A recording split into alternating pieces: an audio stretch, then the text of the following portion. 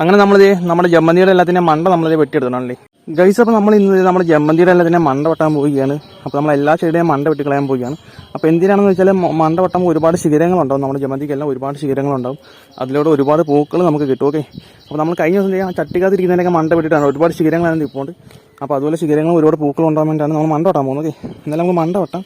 ഇത് നമ്മൾ മണ്ടതേ ഈ ഒരു ഇത്രയൊക്കെ വെച്ചിട്ടാണ് നമ്മൾ മണ്ട വെട്ടുന്നത്. ഓക്കെ, ഇത് നമ്മുടെ ഈ ഒരു ഇത്ര വെച്ചിട്ട് നമ്മളിത് മണ്ട കൊണ്ട് വെട്ടുകയാണ്. കണ്ട, അപ്പോൾ ഇത് നമുക്ക് ഇതുപോലെ മണ്ട വെട്ടിയെടുക്കാം. കണ്ടല്ലേ, അപ്പോൾ ഇതുപോലെ വെട്ടിയെടുക്കുന്നത് നമുക്ക് കുഴിച്ചാൽ ഇതും കളിച്ച് വരും. നമുക്കിതും ഒരുപാട് തൈ ഉണ്ടാക്കാൻ പറ്റും.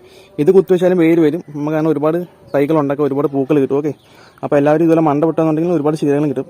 അതിപ്പോൾ ജമന്തി മാത്രമല്ല, ഏതൊരു മരത്തിൻ്റെ മണ്ട വെട്ടിയാലും നമുക്ക് ഒരുപാട് ശിഖരങ്ങളും കിട്ടും. അതുപോലെ ഫ്രൂട്ട്സ് ഒരുപാട് കിട്ടും. ഓക്കെ, അപ്പോൾ അതേ കളി ഇതിൽ നമുക്ക് എല്ലാത്തിനെയും മണ്ട വെട്ടിയെടുക്കുക ഗൈസ്. അപ്പം നമ്മൾ നമ്മുടെ ജമന്തിയുടെ മണ്ട എല്ലാം വെട്ടിയെടുത്തോളേ. ഇപ്പോൾ നമ്മൾ ഇനി ചെയ്യാൻ പോകുന്നത് ഇത് നമുക്ക് ഇനി കുത്തിവെക്കാൻ പറ്റും.